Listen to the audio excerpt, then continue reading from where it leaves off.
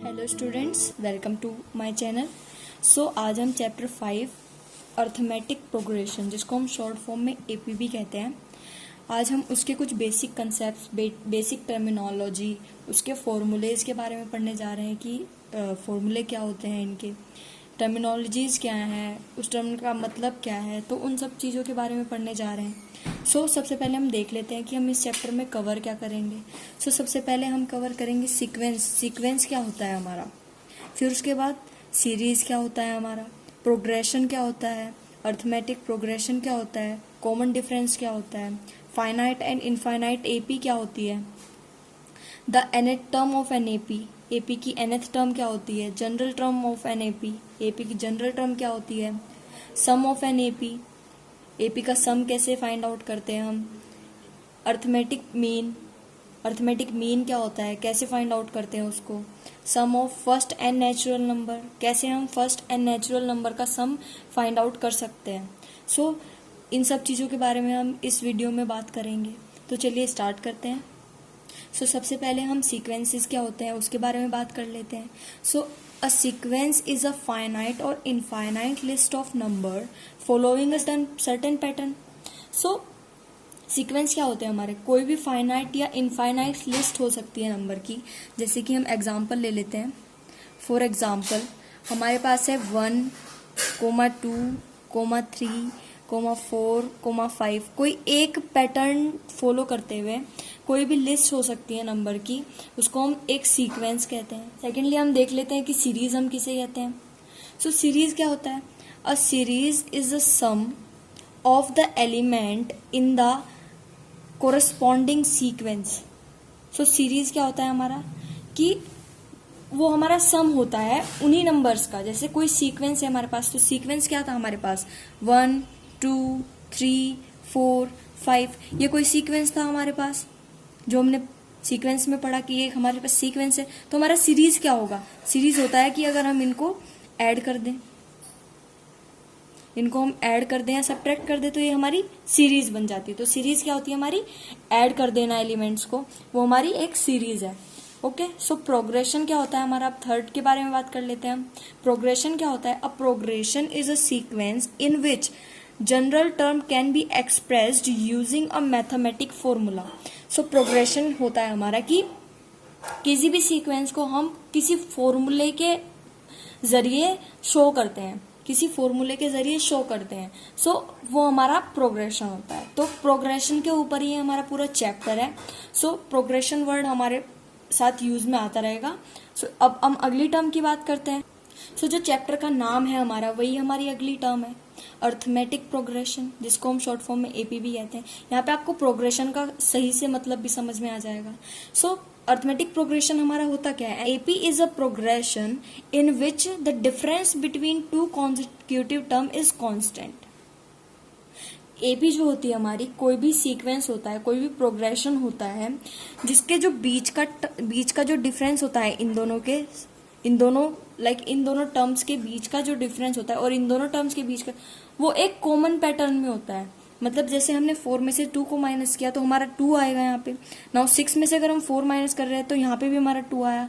यहाँ पे से हम 8 में से अगर 6 माइनस करें तो यहाँ पे भी 2 आया। तो इस तरीके से जो इनके बीच का डिफरेंस होता है उसको हम क्या कहते हैं, अर्थमेटिक प्रोग्रेशन। अब हम इससे यूज होने वाली, अर्थमेटिक प्रोग्रेशन में यूज होने वाली टर्म्स क्या है। सबसे पहले हमारी होती है फर्स्ट टर्म। कोई भी एपी है हमारे पास, जैसे हमने एपी ले ली 3, 6, 9, 12। यहाँ पे हम देख पा रहे हैं कि इनके बीच का जो डिफरेंस है हमारा कितना है, 3 है। तो मतलब ये एपी है हमारी, क्योंकि ये कांस्टेंट टर्म हमारी इनके बीच की है। मतलब इनके बीच का जो डिफरेंस है एक हमारा कांस्टेंट टर्म, तो ये एपी है हमारी। अब हम जो फर्स्ट टर्म होती है हमारी, उसको हम डिनोट किससे करते हैं, हम उसको डिनोट करते हैं ए से। जो फर्स्ट टर्म से ही आपको समझ में आ रहा होगा कि जो हमारी फर्स्ट टर्म होगी ये हमारी एपी है, तो जो इसकी फर्स्ट टर्म होगी वही हमारी फर्स्ट टर्म कहलाती है।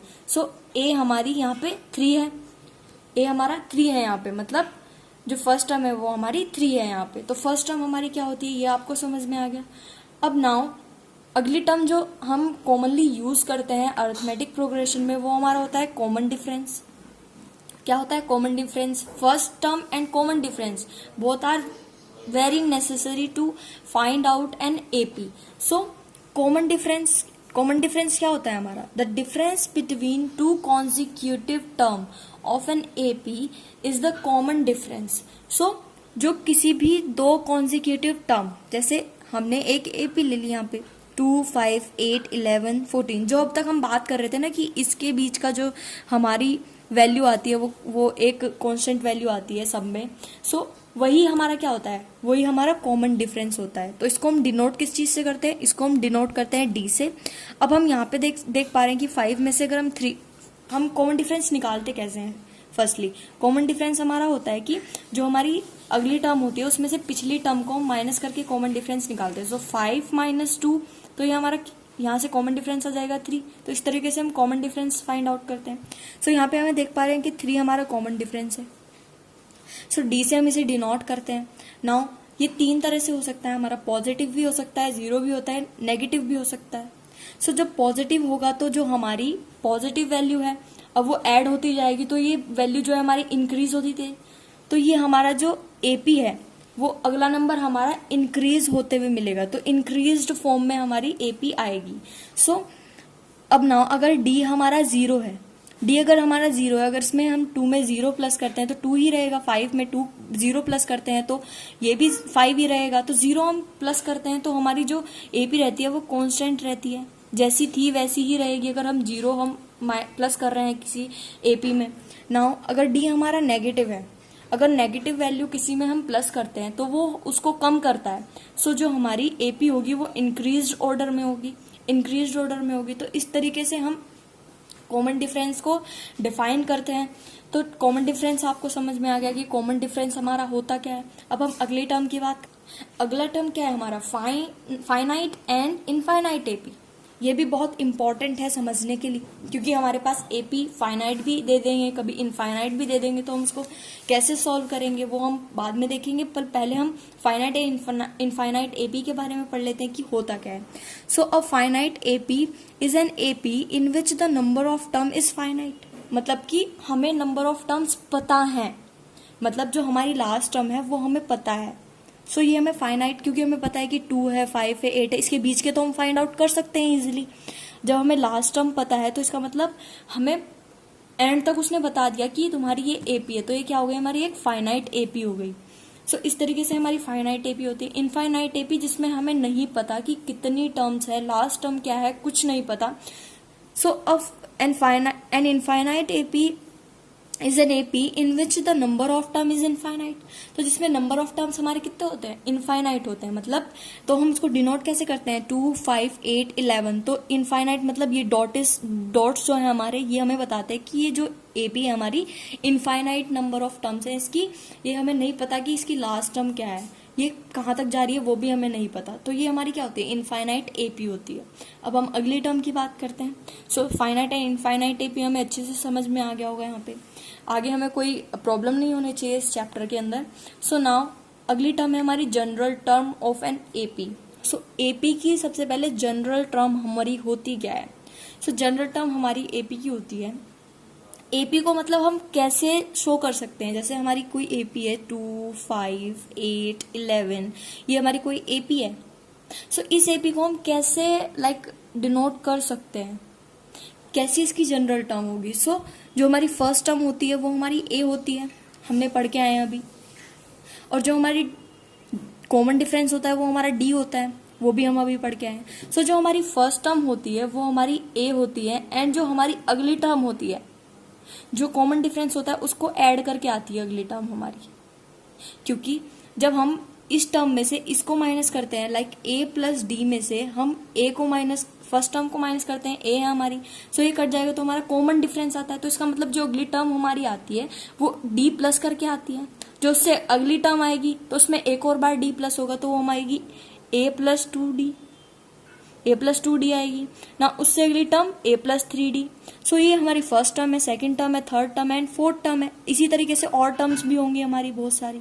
सो इस तरीके से हम किसी भी एपी की जनरल फॉर्म बता सकते हैं कि इस तरीके से उसकी टर्म्स की जनरल फॉर्म हमारी होती है. टर्म हम किसे कहते हैं? ये हमारी टर्म हो गई एक, ये हमारी टर्म हो गई, तो इन सबको हम टर्म कहते हैं. और इस तरीके से हम जनरल फॉर्म को शो कर सकते हैं. जहाँ पे हमारा ए क्या है, फर्स्ट टर्म है, एंड डी क्या है, कॉमन डिफरेंस है। सो इस तरीके से जनरल टर्म ऑफ एपी हम बता सकते हैं कि इस तरीके से होती है। नाउ जो हमारी nth टर्म होती है एपी की, nth term of an AP, इसको हम टीएन भी लिख सकते हैं और इसको हम एएन भी लिख सकते हैं। आप जो लिखना चाहें वो लिख सकते हैं। मैं एएन का ज्यादा यूज करूंगी यहाँ पे। सो क्या है यहाँ पे, जो हमारी nth टर्म होती है एपी की, वो होती है हमारी Tn is equals to a plus n minus one into d. ये हमें एक तरह से बता दिया है, लाइक सॉल्व आउट करके हमें एक रिजल्ट दिया है, एक रिजल्ट दे दिया है कि जो हमारी एन टर्म होगी, nth टर्म, जो हमें नहीं पता कि क्या है, वो हम फाइंड आउट भी कर सकते हैं। अगर हमें वो दे दी है, ए दे दिया है और एन पर फाइंड आउट करना है तो वो भी हम कर सकते हैं। सो इससे हमें बहुत हेल्प मिलती है क्वेश्चंस को सॉल्व करने के लिए। तो a n is equals to a plus n minus one into d. So मैं इस तरीके से डिनोट करती हूँ, आप इस तरीके से भी कर सकते हैं, लेकिन इस तरीके से मुझे बहुत आसान लगता है, क्योंकि अगर हमें कोई भी टर्म इसकी निकालनी होती है तो हम n की वैल्यू पुट करेंगे यहाँ पे और अगली टर्म हमें मिलती रहेगी। सो इससे आप रिलेट भी कर सकते हैं जनरल टर्म से, जनरल टर्म से इसे रिलेट भी कर सकते हैं। लाइक ये तो हमारी nth टर्म हो गई, एक डिफाइंड टर्म किसी भी nth वैल्यू के लिए। लेकिन अगर हमें फर्स्ट टर्म के लिए इसे डिफाइन करना है, सो फर्स्ट टर्म के लिए अगर हम डिफाइन करेंगे तो यहाँ पे हमारा फर्स्ट टर्म आएगी n की जगह, नंबर ऑफ टर्म हमारी फर्स्ट है, फर्स्ट निकाल रहे हैं हम। सो ए हमारा रहेगा यहाँ पे प्लस, तो n कितना है यहाँ पे, n हमने कितना रखा 1, क्योंकि हम फर्स्ट टर्म निकाल रहे हैं। तो ये तो हमारा 0 हो जाएगा, 1 माइनस 1 0 हो जाएगा, तो ये पूरी टर्म 0 हो जाएगी। सो a1 क्या आ गया, यहाँ से a आ गया। तो हम रिलेट कर सकते हैं, क्या है हमारा a1, हमारा क्या है, a ही आया। तो इस चीज से हम ऐसे रिलेट कर सकते हैं। अगर हम a2 निकालेंगे तो वो हमारे यही मिलेगा, हमें a3 निकालेंगे तो इसी से हमने इस चीज को बनाया है, इसी से हमने इस चीज को बनाया है। So now nth term of AP क्या होती है हमारी, an is equals to a plus n minus one into d. इसको याद रखें, बहुत ही इंपॉर्टेंट है, सारे क्वेश्चन में यही हमारे यूज में आएगी। नाउ a हमारा क्या है, यहाँ पे फर्स्ट टर्म है, d हमारा कॉमन डिफरेंस है, एंड n क्या है हमारा, number of terms. Number of terms, कोई भी नंबर ऑफ टर्म, n की वैल्यू जो भी रखोगे आप, हमें वही टर्म हमें मिल जाएगी यहाँ से। सो ये हमारी nth टर्म ऑफ एपी कैसे फाइंड आउट करते हैं वो है। अब nth टर्म की बात कर चुके हैं, अब हम सम कैसे फाइंड आउट करते हैं, सम का फॉर्मूला क्या होता है, कब क्या फॉर्मूला होगा, कब क्या फॉर्मूला होगा, हम उस चीज के बारे में बात करते हैं। तो sum of term in an AP, sum कैसे फाइंड आउट करते हैं, सम ऑफ एन टर्म्स। सबसे पहले हमें कह दिया उसने कि सम ऑफ एन टर्म्स, हमें नहीं पता कि कितनी नंबर एन, हम एक लाइक वेरिएबल है हमारे पास जिसकी वैल्यू हमें नहीं पता। अगर हमें दे दी है तो अच्छी बात है, लेकिन हमें नहीं पता तो हम n के लिए जनरल डिफाइन कर लेते हैं इस फॉर्मूले को। तो n टर्म के लिए हमने इसको, n टर्म्स के लिए हमने इसको डिफाइन कर लिया फॉर्मूला, एक फॉर्मूले का रिजल्ट हमने ले लिया। सो जो हमारा सम निकलता है वो n टर्म का Sn is equal to n by 2 bracket में 2a plus n minus one into d. So इस तरीके से हम सम फाइंड आउट कर सकते हैं। हमें कितनी भी वैल्यूज दे दो आप, हम इससे सम उसका फाइंड आउट कर सकते हैं। अब हमें कह दें कि लाइक 1 से लेके 100 का सम, 100 तक की वैल्यूज का सम फाइंड आउट करो, आप कर लोगे जनरल, लाइक 1 प्लस 2 प्लस 3 ऐसे 100 तक करना है। सो ऐसे नहीं कर सकते, आसान नहीं होगा, कर भी लेंगे पर आसान नहीं है, एक एक टर्म हम जोड़ेंगे। इससे अच्छा हम क्या करेंगे, हमने एक सम का फॉर्मूला यहाँ पे क्रिएट कर लिया है, क्योंकि ये एक एपी है हमारे पास, डिफरेंस यहाँ पे आपको दिख रहा है कि 1 है हमारे पास। तो अगर हम प्लस करेंगे इसके जरिए से हम आसानी से फाइंड आउट कर सकते हैं कि कितनी भी टर्म्स दे दो, 1000 टर्म दे दो, हमें कितनी भी टर्म दे दो, हम उसका सम यहाँ से फाइंड आउट कर सकते हैं। तो हमें एक जनरल फॉर्म दे दी यहाँ पे, Sn is equal to n by 2 bracket में 2a plus n minus one into d. तो एक जनरल टर्म दे दी हमें। नाउ यहाँ पे n क्या है, नंबर ऑफ टर्म्स, a क्या है फर्स्ट टर्म, एंड d क्या है हमारा कॉमन डिफरेंस। तो इस तरीके से हमने ये फॉर्मूला दे दिया। अब उसके बाद हमने अगली उसमें क्या देखना है, इसका सेकंड फॉर्मूला, वो फर्स्ट था, अब सेकंड की बात करते हैं। Sum when last term is known, जब हमें लास्ट टर्म पता होगी, लाइक कोई एपी है हमारी 1 2 3 डॉट डॉट डॉट 10। सो हमें लास्ट टर्म पता है, यहाँ पे 10 है, क्योंकि लास्ट टर्म तो हमें पता चल गई 10 है। तो अगर हमें लास्ट टर्म पता है, लास्ट टर्म को हम L से डिनोट करते हैं। सो अगर हमें लास्ट टर्म पता है तो सम क्या होगा, Sn is equal to n by 2 bracket में a प्लस एल। तो ये हमारा एक रिजल्ट फाइंड आउट कर रखा है एपी से कि अगर हमें लास्ट टर्म दिए है तो सम क्या होगा, Sn is equal to n by 2 a plus l, where n is equals to number of term, l is last term and a is first term. So इन दोनों फॉर्मूलों को आप बहुत अच्छे से याद रखें, जो हमारा फर्स्ट फॉर्मूला था उसको भी एंड जो सेकंड फॉर्मूला था उसको भी। अब नाउ हम एक एग्जांपल ले लेते हैं। लाइक यहाँ पे हमें 10 हमें जो दे रखी है वो हमें लास्ट टर्म दे रखी है, तो Sn इज इक्वल्स टू हमारा नंबर ऑफ टर्म्स कितने हैं यहाँ पे 1 2 3 4 5, इसको हम इजीली गिन पा रहे हैं। तो नंबर ऑफ टर्म्स कितने हैं यहाँ पे, n हमारा 5 है, n हमारा 5 है, लास्ट टर्म हमारी कितनी है 10 है, a हमारा कितना है यहाँ पे 2 है, एंड d कितना है 4 माइनस 2 विच इज 2। सो यहाँ पे सारी चीजें हमें दे रखी है, सिर्फ हमें करना क्या है, फॉर्मूले में पुट करना है वैल्यूज को। सो n कितना था हमारा, इस फॉर्मूले की बात कर रहे हैं, तो n कितना था 5/2, a कितना था हमारा 2 प्लस लास्ट टर्म कितनी थी 10। सो यहाँ से हमारा कितना आ गया 5/2 इंटू 12 विच इज 30। तो इसका सम कितना आ गया 30। अगर ऐसे काउंट करोगे तो आपको यही मिलेगा। तो ये इजिली हम फाइंड आउट कर सकते हैं इस तरीके से। ओके, अब ये तो 5 टर्म्स थी। चलो आप सोच रहे होंगे कि इसको तो हम ऐसे भी फाइंड आउट कर सकते हैं, लेकिन अगर आपको इसी तरीके की 100 टर्म्स दे दी तब कैसे फाइंड आउट करोगे। तो इस तरीके, इसलिए इन सब फॉर्मूलों का हमने यहाँ पे यूज करना है। सो नाउ अब एक अगली टर्म इसमें हमारी आएगी अर्थमेटिक मीन। अर्थमेटिक मीन क्या होता है, नाउ द मीन का मतलब क्या होता है, सबसे पहले एवरेज निकालते हैं हम किसी भी चीज का, तो हम उसको मीन कहते थे, क्लास 9th में हमने पढ़ा है ये।